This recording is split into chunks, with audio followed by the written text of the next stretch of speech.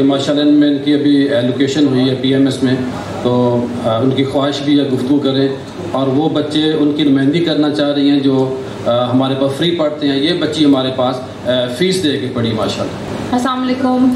میرا نام ندا جنید ہے، اور جس طرح کہ سر نے بتایا کہ میں نے سی ایس ایس 2022 بھی کوالیفائی کیا، پی ایم ایس 2021 بھی کوالیفائی کیا، اینڈ ریسنٹلی الحمدللہ آئی گوٹ ایلوکیشن ان پی ایم ایس 2021.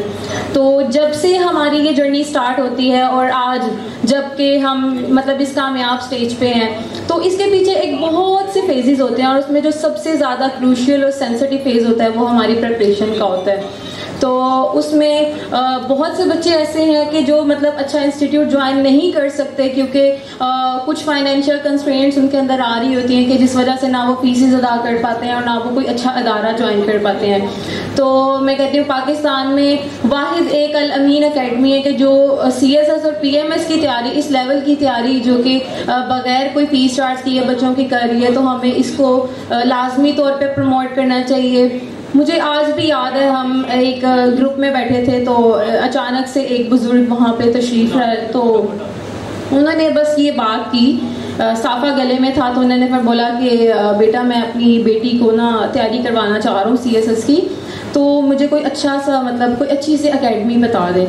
تو کہتے میں ابھی اس اکیڈمی میں آیا تھا تو انہوں نے میرے سے 90,000 روپیہ فیس مانگی ہے، تو میں تو بہت دور رہتا ہوں، تو میری بچی تو اس طرح روز آ ہی نہیں سکتی، مجھے ساتھ ہاسٹل کے بھی پیسے وغیرہ دینے ہوں گے.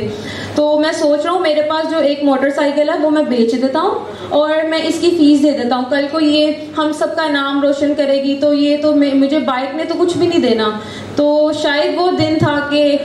میں نے بھی اس کام کے لیے موٹیویشن پکڑی تھی جو آپ سر اتنا بڑا ادارہ چلا رہے ہیں. سر ہمارے پاس جو مجیب الرحمان شامی صاحب ہیں اور سر ضیاء الحق ہیں. تو میں کہتی ہوں کہ ہمیں اس طرح کے اداروں کو ضرور، سر سہیل برائز صاحب، تو ہمیں اس طرح کے اداروں کو ضرور جو ہے پروموٹ کرنا چاہیے، اس کے اندر بڑھ کے حصہ لینا چاہیے تاکہ ہمارے جتنے بھی بروکریٹس ہیں وہ آگے آ سکیں، اور ایسے بچے جن کے اندر بہت زیادہ ایبلٹیز ہیں بٹ مگر کچھ یہ فائنینشیل پرابلمس کی وجہ سے وہ اچھی جگہ جوائن نہیں کر پاتے، تو ان لوگوں کی بہت زیادہ حوصلہ افزائی ہوتی ہے. Thank you so much sir.